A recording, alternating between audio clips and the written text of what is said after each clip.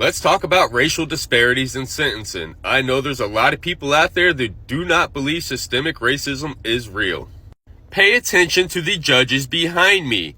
Notice that they all have something in common. Now, Rashawn and I are both from the 19th Judicial Circuit, comprised of 4 counties: St. Lucie, Indian River, Martin, and Okeechobee. Notice that there aren't any black judges on the circuit. Why would that be important? Because confirmation bias has proven to play a role in our criminal justice system, especially in sentencing. And for the record, she is a hearing officer. So I want you to meet Chase and Lamar. In 2009, which happened to be the same year that Rashawn and I both got arrested in the same judicial circuit, both Chase and Lamar here were both charged with 2 counts of armed robbery. They both had 1 misdemeanor on their record, and they both scored out to exactly 138.2 points on their score sheet. They both had a minimum score that put them at 82.65 months. That's what they could have, the lowest permissible sentence the judge could have gave them. Same exact judge, same exact courtroom. Chase gets 2 years in the county jail. Well, he got 2 years in prison, but because he did his time in the county, they released him. 26 years in prison. They both pled out no contest.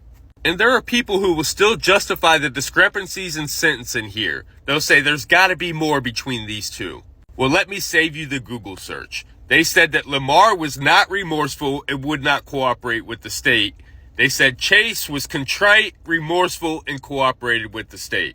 And I hear this all the time when judges give out sentences. First of all, how are you going to tell if someone is remorseful or sorry for what they did? Everybody expresses emotion differently.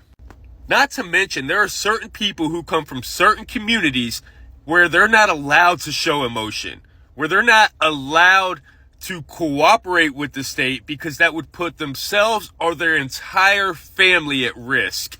But anyway, you chop this up. This judge saw this man as a redeemable all-American boy, and he saw this man as a violent thug. So after this case, they did some research. They found that black defendants get longer sentences in the Treasure Coast system, the same system that Rashawn Clark was sentenced in. Just look at the disparities in sentencing here. On the left is the days in lockup, underneath is the charges, and then the orange are black defendants and the gray is white defendants. And you can see the huge difference in the disparities of sentencing. So Rashawn, in his case, was the least culpable and he was the youngest. And you can see that the Department of Juvenile Justice recommended that he be sanctioned as a juvenile. And it was based on the fact that his committed status is on a wait list for a high-risk residential program. Current charges were filed in adult court. Though charges are serious, the youth needs can still be met in the juvenile system. Due to the seriousness of the charge, the highest juvenile commitment level is recommended.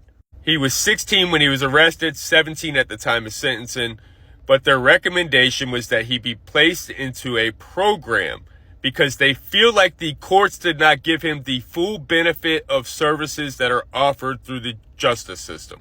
Now, we aren't saying there shouldn't be accountability. Rashawn accepts full responsibility for his actions. The problem is in the sentencing. Rashawn was a 16-year-old boy with his older brother, who was the possessor of the weapon in his armed robbery, and there was an older female who was also the driver. She was like 25 years old. His brother even said on record that it was my fault. I drug him into this. But the judge did not follow the recommendation of the Juvenile Justice Department to try him as a juvenile and give him a program and mentor and rehabilitate him. No, the judge only saw him, like most of the people that are going to come in my comment section, as a violent thug. And if we as a society do not see the issue in that, we are part of the problem.